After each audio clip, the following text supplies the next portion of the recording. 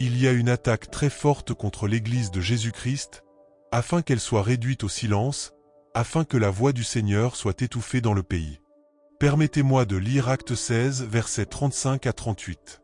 Je lis dans la Bible Message, et je parle sur un thème qui dit « Refusez de partir en silence ». Refusez de partir en silence. Amen. À l'aube, les juges envoyèrent des officiers avec ces instructions « Relâchez ces hommes ». Le geôlier transmit le message à Paul. Les juges ont envoyé dire que vous êtes libre de partir. Félicitations. Allez en paix.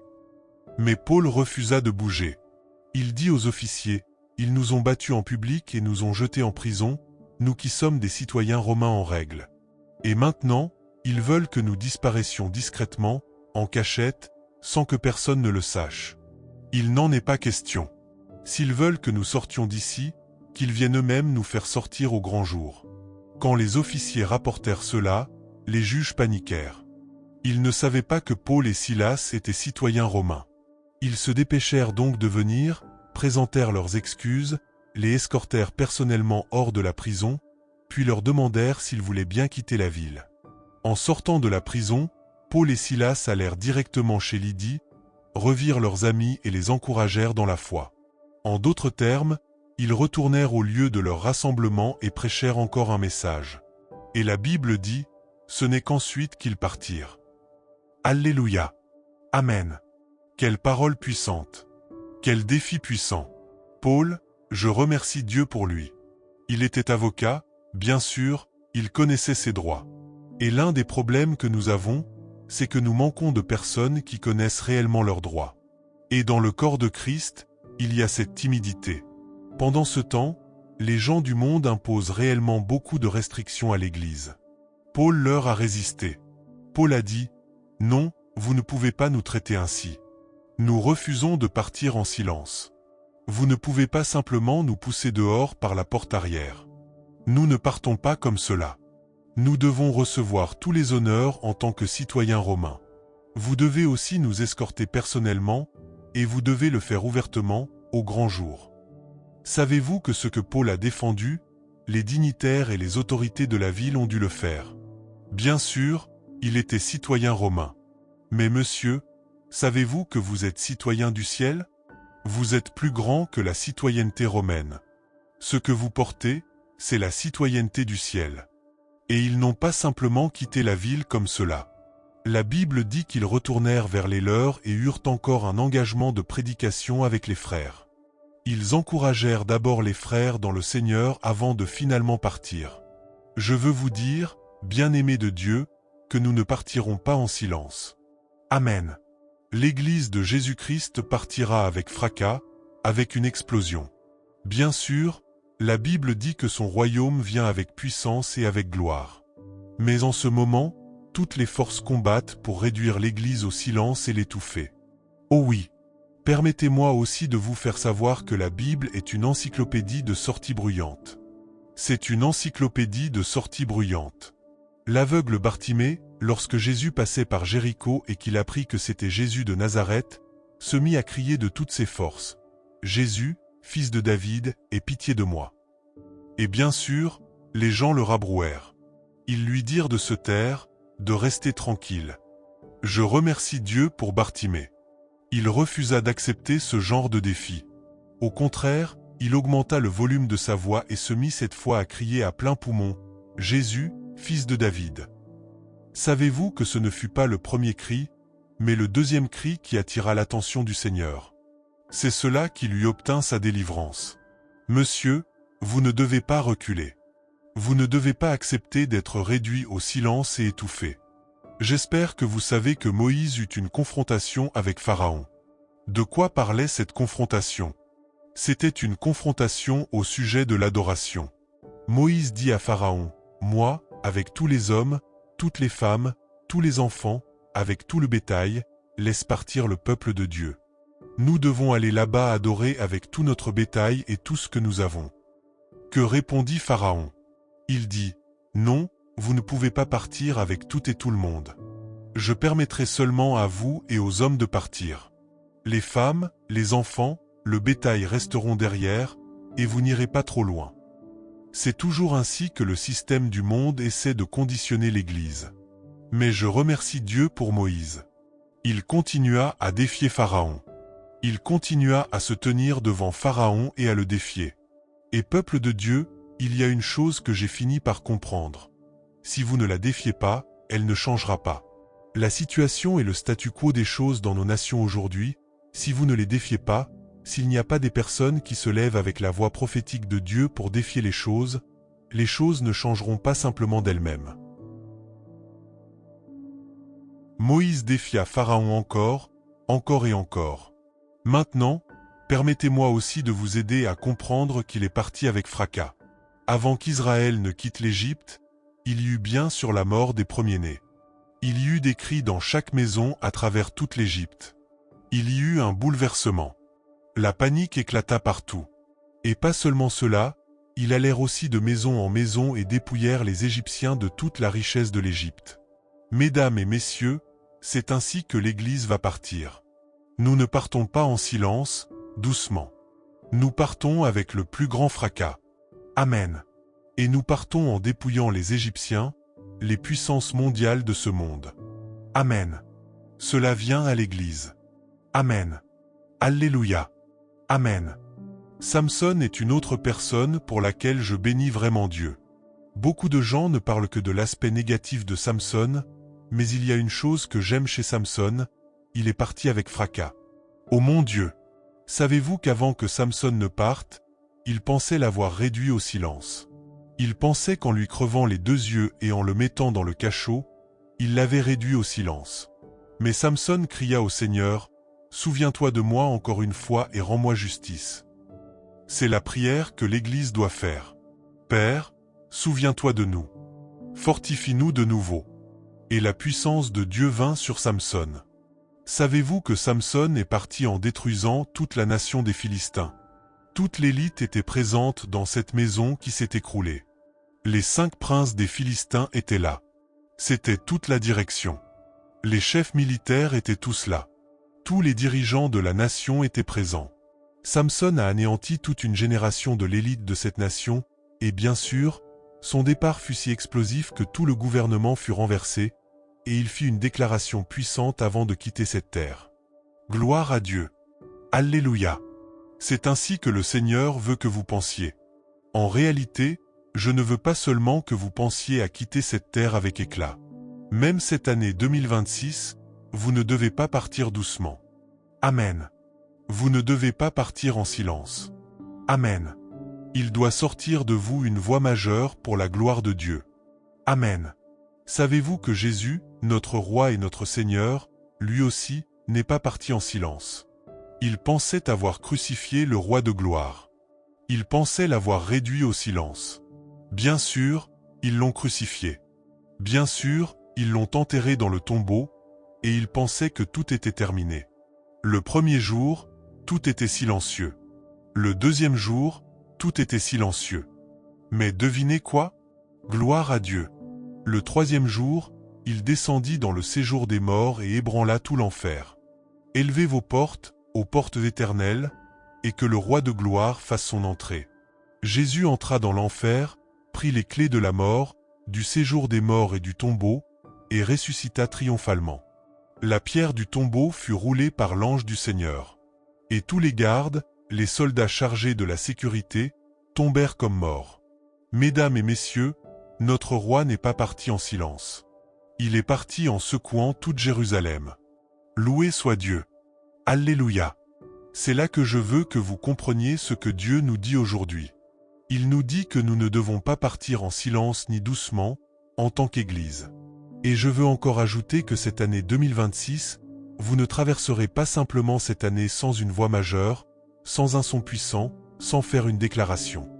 Amen. Pour la gloire de Dieu. Amen. Il ne peut plus être question de continuer comme avant. Je veux prier pour vous, et ma prière est la suivante. Père, augmente la voix, l'impact, l'influence et l'abondance de ton peuple, au nom de Jésus-Christ. Nous devons nous opposer à toutes les puissances des ténèbres qui veulent réduire l'Église au silence. Savez-vous qu'il y a un mouvement en cours depuis environ 20 ans, mais qui devient maintenant beaucoup plus fort, pour que tout le monde soit politiquement correct.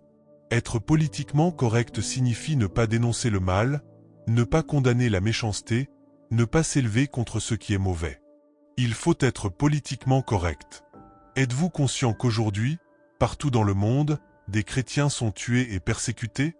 Dans certaines nations, ils subissent une persécution très intense, et on leur dit de se taire, de ne pas en parler. Voilà ce qui se passe actuellement. Il existe une force très puissante, en réalité un esprit, qui cherche à réduire tout le monde au silence, à intimider chacun et à rendre tous muets. Les gouvernements du monde restreignent la liberté d'expression. Il y a des choses que vous pouvez dire et d'autres que vous ne pouvez pas dire.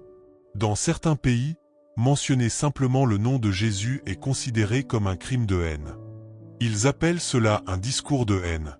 Ils peuvent vous emprisonner, vous enfermer, voire vous tuer simplement pour avoir mentionné le nom de Jésus. Et ces choses augmentent. Elles se répandent partout. Et il y a une tendance pour l'Église à devenir plus calme, plus silencieuse. Savez-vous aussi que, dans presque toutes les assemblées gouvernementales aujourd'hui, à cause de ce rapprochement des différentes religions, cette union des confessions au niveau des gouvernements, qui prépare une religion mondiale unique, une Église mondiale unique, il rassemble les principaux responsables religieux pour prier ensemble, et lorsque vient le moment pour le chrétien de prier, il doit prier sans mentionner le nom de Jésus. Il lui est interdit de prier au nom de Jésus. En réalité, le nom de Jésus provoque beaucoup de problèmes partout, et je peux le comprendre, car Dieu lui a donné un nom qui est au-dessus de tout nom. Au nom de Jésus, tout genou doit fléchir. Mais il y a une force qui cherche à museler notre bouche, qui dit « Ne prononcez pas le nom de Jésus ». Je voyage à travers le monde, et dans de nombreux pays, vous ne pouvez pas porter un t-shirt avec le nom de Jésus. Vous ne pouvez pas porter une casquette avec le nom de Jésus. Ils vous arrêteront, vous persécuteront, ils peuvent même vous tuer. Pendant la période de la Covid-19, la distanciation sociale a été imposée, ainsi que de nombreuses restrictions sur le nombre de personnes pouvant se rassembler. Toutes ces mesures visaient notamment les rassemblements de l'Église, car c'est là que réside notre force, lorsque le corps de Christ se réunit. On nous a même donné des masques pour couvrir la bouche. Toutes ces choses, aujourd'hui, tout le monde sait que la Covid-19 était une manipulation, et que toutes ces restrictions imposées constituaient une attaque contre l'Église, car l'Église est l'organisation qui rassemble le plus grand nombre de personnes chaque week-end. Il n'existe aucune autre religion avec de tels rassemblements. Les restrictions ont été imposées, et elles visaient principalement l'Église. Ceux d'entre nous qui sommes pasteurs savent ce que nous avons traversé. Mais le message dit que nous ne serons pas réduits au silence. Amen. Je répète encore, que le Seigneur donne à chacun de nous, sous ma voix, la puissance de faire une déclaration majeure pour la gloire de Dieu. Amen. Cette année, cette année, cette année, cette année. Amen. Savez-vous qu'une autre manière pour l'ennemi de réduire au silence la voix du peuple de Dieu est financière? La Bible dit que vous ne devez pas museler le bœuf quand il foule le grain. Qu'est-ce que cela signifie? Cela signifie que les prédicateurs ont besoin de ressources financières. Ils ont besoin d'argent pour accomplir l'œuvre de Dieu. Et dès qu'il y a une attaque contre les finances de l'Église, voilà pourquoi il y a toutes ces attaques contre la dîme, toutes ces attaques contre les offrandes. Vous voyez cela partout sur les réseaux sociaux. Beaucoup de ces personnes sont financées parce que l'ennemi cherche à réduire au silence la voix de Dieu dans cette génération. Je peux vous le dire, je suis un prédicateur itinérant. Je prêche littéralement partout dans le monde. Cela me coûte beaucoup d'argent de voyager. Cela demande énormément de moyens. Les campagnes d'évangélisation que j'organise constamment, cette année, j'ai déjà tenu 11 grandes campagnes en plein air. L'une d'elles s'est déroulée au Cameroun. Savez-vous ce que cela signifie d'organiser une campagne en plein air dans un autre pays? En ERA, cela représente environ 23 millions dépensés, soit environ 12 000 à 13 000 livres sterling.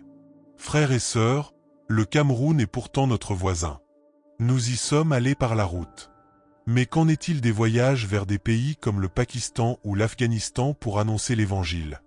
Cela représente des sommes énormes. Et pendant ce temps, il y a un bombardement sur les réseaux sociaux disant que les prédicateurs doivent cesser de parler d'argent, qu'ils doivent arrêter d'enseigner sur les finances. Oui, il peut y avoir une part de vérité dans certains cas. Mais, frères et sœurs, tout le monde ne cherche pas son propre intérêt. Beaucoup sont réellement appelés par Dieu. Et cette œuvre du royaume nécessite des ressources financières. Permettez-moi de vous donner aussi ce passage de l'Écriture, Ecclésiaste 9, verset 14. Il est dit qu'il y avait une petite ville avec peu d'hommes en elle, et un grand roi vint contre elle, l'assiégea et bâtit contre elle de grandes fortifications. Il se trouva dans cette ville un homme pauvre mais sage, et par sa sagesse il délivra la ville. Pourtant, personne ne se souvint de cet homme pauvre. Le verset 16 donne la conclusion. La sagesse du pauvre est méprisée, et ses paroles ne sont pas écoutées. Frères, la manière de faire taire la voix de l'Église dans notre génération est d'empêcher les ressources d'arriver à l'Église, d'empêcher les ressources d'atteindre les véritables serviteurs de Dieu. Pendant ce temps, savez-vous que les gens du monde financent activement leur propre royaume? Ils financent l'agenda LGBT, injectant des milliards et des trillions. Ils investissent massivement dans la libération des femmes et dans la promotion de l'avortement à la demande. Ils financent des personnes pour exprimer leurs opinions, et ce sont les mêmes qui financent d'autres pour faire taire la voix de l'Église. Nous ne serons pas réduits au silence. Nous ne serons pas réduits au silence. Peuple de Dieu, les homosexuels, les lesbiennes, les transgenres et autres sont très bruyants et très audacieux. Pourtant, ils représentent une très petite minorité dans la plupart des pays. Ils parlent de fierté, ils s'appellent eux-mêmes « fierté gay » et ils sont très fiers, très audacieux. J'ai été dans certains pays, notamment à Londres, lorsque les marches de la fierté se déroulaient dans les rues. Ils défilaient par milliers, complètement nus, même des pères et des mères avec leurs enfants, marchant nus avec audace. Mais les chrétiens ne peuvent pas marcher avec la même audace dans les rues. C'est très difficile. Les gouvernements donnent rarement l'autorisation aux chrétiens de marcher dans les rues en proclamant le nom de Jésus.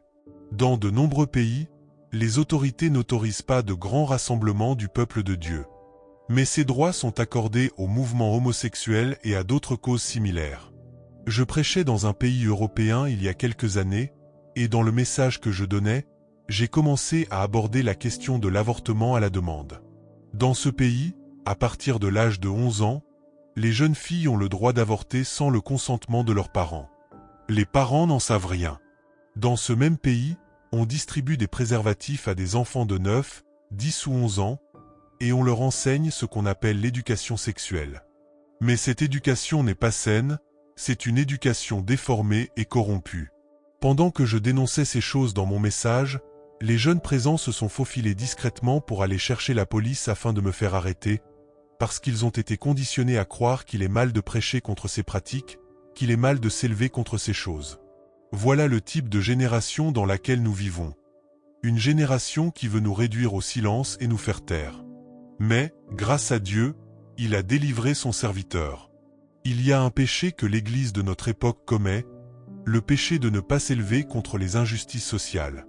Monsieur, à l'époque de John Wesley, il y avait William Wilberforce. Il s'est élevé contre l'injustice de la traite des esclaves. Il a mis en place un groupe au sein du Parlement appelé « Les Saints ». Ce groupe était composé de chrétiens nés de nouveau, la plupart étant des politiciens et des juristes. Chaque matin, ils se réunissaient pendant 1 heure pour prier avant les sessions parlementaires. Ils ont combattu et fait pression contre les lois injustes de leur époque. À cette époque, il n'y avait pas de films comme aujourd'hui, mais il y avait des spectacles en direct où des acteurs reproduisaient des scènes d'immoralité sexuelle. On ne regardait pas de la pornographie sur écran, mais on assistait à des actes sexuels en direct. Ce sont ces croyants qui ont combattu la nudité publique. Ils ont aussi combattu les combats d'animaux, les combats de chiens, les combats de coqs élevés pour se battre à mort. Ils ont aboli ces pratiques. Ils ont également combattu la loterie et les jeux d'argent. Les « saints » étaient un groupe de croyants qui ont dit « Nous ne resterons pas silencieux ». Ils ont combattu toutes ces injustices. Aujourd'hui, ce sont les mêmes choses que l'ennemi ramène dans notre génération, en disant « Restez silencieux, ne parlez pas ». Je regardais récemment un mariage sur Internet où le célébrant disait « A-t-il ici quelqu'un qui a une raison pour laquelle ce couple ne devrait pas être uni comme mari et femme? Parlez maintenant ou taisez-vous à jamais. Et une femme cria, oui, oui, me voici. Je suis la première épouse. Je suis toujours l'épouse. Il ne m'a pas répudié. Regardez ces 3 enfants ici. Si cette femme n'avait pas élevé la voix, cet homme serait allé jusqu'au bout et aurait épousé une autre femme. En réalité, elle a provoqué un tel scandale que tout a été interrompu. Ce mariage n'a pas eu lieu. Monsieur, si nous ne dénonçons pas les mots présents, beaucoup de choses continueront ainsi. Elles continueront ainsi. Un jour, je prêchais au Royaume-Uni, dans une émission de télévision chrétienne. Lorsque je suis arrivé, le producteur m'a d'abord pris à part et m'a dit « S'il vous plaît, homme de Dieu, faites attention à ce que vous dites ici, car nous sommes surveillés par le gouvernement. Vous n'êtes pas autorisé à prêcher contre l'avortement, c'est légal. Vous n'êtes pas autorisé à prêcher contre la sorcellerie, c'est légal. Vous n'êtes pas autorisé à prêcher contre l'homosexualité, c'est légal. » Ils ont mentionné beaucoup de choses. J'ai répondu, « Que voulez-vous que je prêche? Que voulez-vous que je prêche ?» Ils ont dit, « Vous pouvez prêcher sur autre chose, mais évitez ces sujets. » Je me suis assis dans le studio et j'ai commencé à prêcher. Devant moi, il y avait une vitre, et eux se trouvaient dans une autre pièce derrière cette vitre. J'étais là en train de prêcher la parole. 10 minutes après le début du message, l'Esprit de Dieu est venu sur moi. Je me suis levé et j'ai dit, « C'est inadmissible. Vous, en Grande-Bretagne, vous avez apporté l'Évangile en Afrique. Lorsque vous nous avez apporté l'Évangile, vous nous avez enseigné que l'homosexualité est un mal, que la sorcellerie est un mal. Et maintenant, toutes ces choses que vous approuvez aujourd'hui, vous nous dites de ne pas en parler, de ne pas les dénoncer. Dieu jugera le Royaume-Uni. » Pendant que je parlais, les personnes de l'autre côté de la vitre me faisaient signe de me taire. Mais leurs gestes ne faisaient qu'ajouter du feu en moi. J'ai dit, « Pour que vous sachiez que ce n'est pas moi qui parle, Dieu est en colère contre la Grande-Bretagne. Dieu a confié l'Évangile à la Grande-Bretagne. Dieu a suscité tant de missionnaires en Grande-Bretagne et vous a envoyés dans le monde entier. Et maintenant, vous changez. Pour que vous sachiez que Dieu est en colère contre vous, dans les prochains jours, dans 2 ou 3 jours, un jugement viendra sur la Grande-Bretagne. Du sang sera versé partout. Ce sera une nouvelle de dernière heure sur tous les médias, BBC, CNN, Voice of America, tous les journaux, partout. Puis j'ai posé le micro et je suis sorti. Le producteur m'a dit, « Vous êtes un fou. Savez-vous ce que vous avez fait? Je risque de perdre ma licence. Et dès qu'ils sauront qui vous êtes, le gouvernement viendra vous chercher. Ils peuvent vous arrêter. » J'ai répondu, « Ce n'est pas un problème. » J'ai transmis ce que le Saint-Esprit m'a demandé de dire. Je ne savais pas qu'ils avaient affiché mon numéro de téléphone et mon site internet à l'écran. Monsieur, en moins de 10 minutes après être sorti du studio, je recevais des appels de toute l'Europe. « Homme de Dieu, pouvez-vous venir dans notre église? Nous avons besoin de ce type de prédication ici. Nous n'entendons pas cela. C'est la vérité brute dont nous avons besoin. » C'est ainsi que mon ministère international a réellement commencé. C'est en disant la vérité sans crainte. Savez-vous que dans les 3 jours qui ont suivi, il y a eu des explosions dans le métro? Je ne me souviens plus de l'année exacte, mais il y a eu des attentats dans environ 3 stations différentes, et des milliers de personnes ont été hospitalisées. Beaucoup ont perdu la vie. C'était une information de dernière heure. C'était la plus grande attaque terroriste jamais survenue à Londres. La nouvelle s'est répandue partout. Peu après, j'ai reçu un appel du producteur qui m'avait dit que la police viendrait me chercher. Il m'a dit, « Homme de Dieu, depuis que vous avez donné ce message et que ces événements se sont produits dans toute la Grande-Bretagne, nous n'avons jamais eu une telle réaction. De partout, on appelle notre studio. Ils demandent que vous reveniez pour donner une seconde partie de ce que Dieu veut dire à la nation. Nous avons besoin d'entendre la voix de Dieu. » C'est ainsi que je suis revenu prêcher un second message. Peuple de Dieu, il y a un principe que j'énonce. Confrontez-le, et cela changera. Ce que vous ne confrontez pas ne changera jamais. Ce que vous laissez simplement passer restera et grandira. Nous devons comprendre cela. Ce sont des principes et des réalités de la vie. L'ennemi fait tout pour fermer nos bouches, pour s'assurer que nous ne parlions pas. Et un autre problème est que, même lorsque quelques-uns osent parler et déclarer la vérité, ce sont parfois les mêmes personnes dans le corps de Christ qui disent « Il n'aurait pas dû parler ainsi. Il n'aurait pas dû agir ainsi. » Mais comment devons-nous agir? Devons-nous rester silencieux et laisser le royaume des ténèbres avancer avec ses agendas? Non, monsieur. Nous devons sortir avec bruit, avec puissance. Amen. Alléluia. Jacques 4 verset 7 dit « Soumettez-vous donc à Dieu. Résistez au diable, et il fuira loin de vous. » Je n'appelle pas à un comportement irréfléchi. D'abord, vous vous soumettez à Dieu. Ensuite, vous vous tenez avec l'autorité du ciel pour résister au diable et à ses desseins.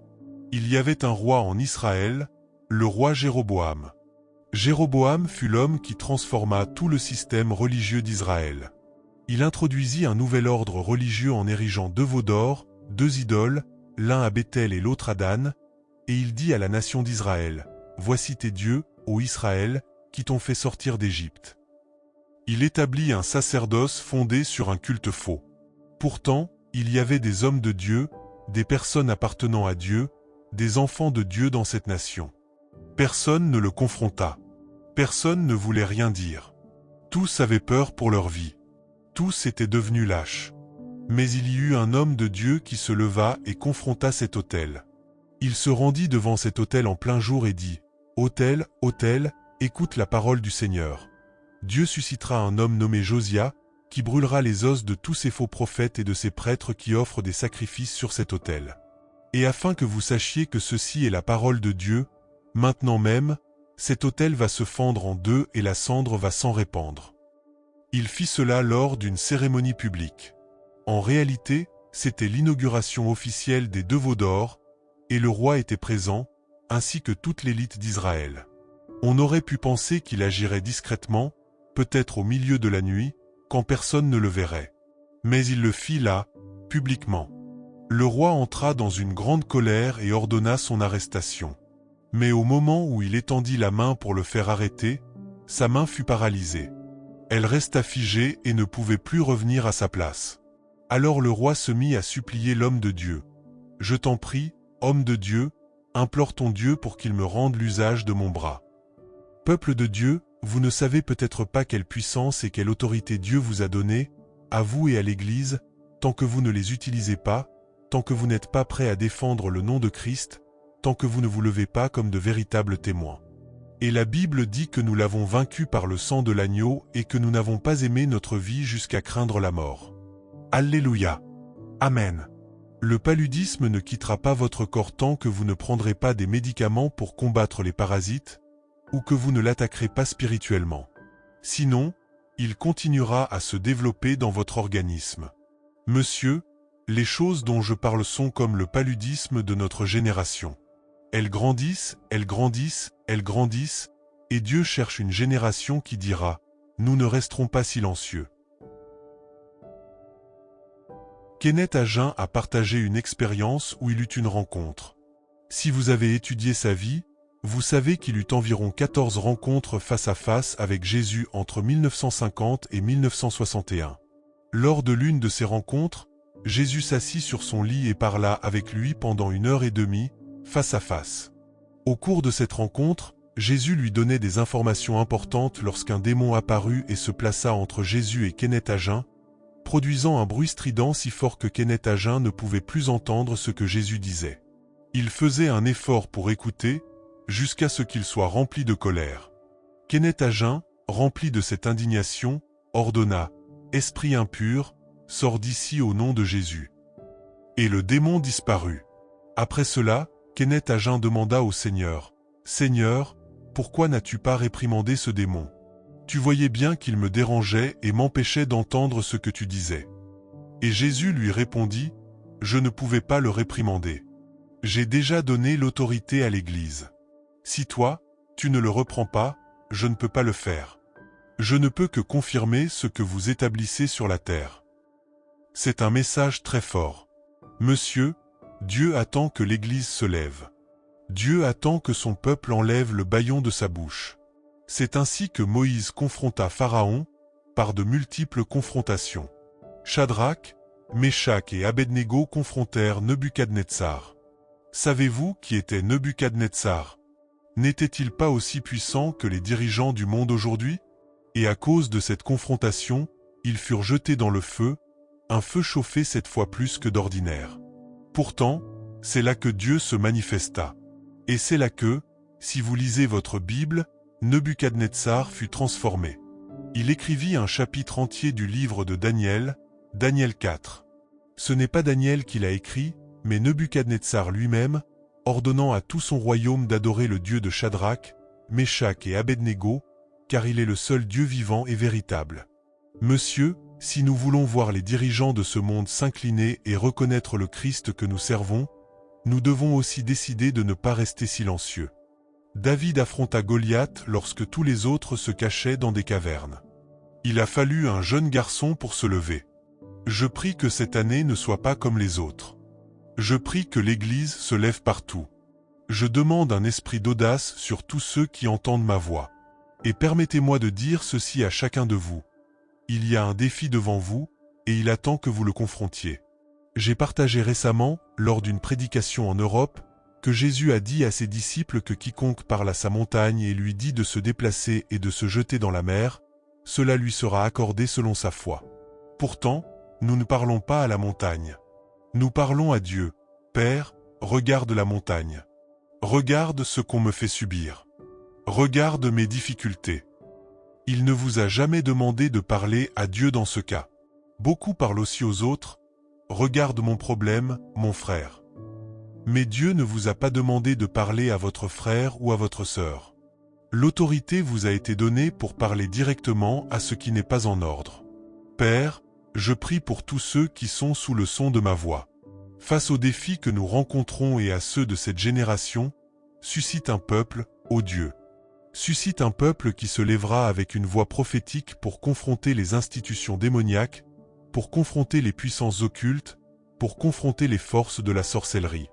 La Bible dit, « Je bâtirai mon église, et les portes du séjour des morts ne prévaudront point contre elle. » Le Dieu de l'apôtre Paul, qui s'est tenu ferme et a déclaré, « Je refuse de partir en silence, je dois partir avec tout l'honneur qui m'est dû, et cela s'est accompli selon sa parole, fais de même pour ton Église en cette heure. Béni soit ton nom pour toujours. Au nom puissant de Jésus, nous avons prié. Amen et Amen.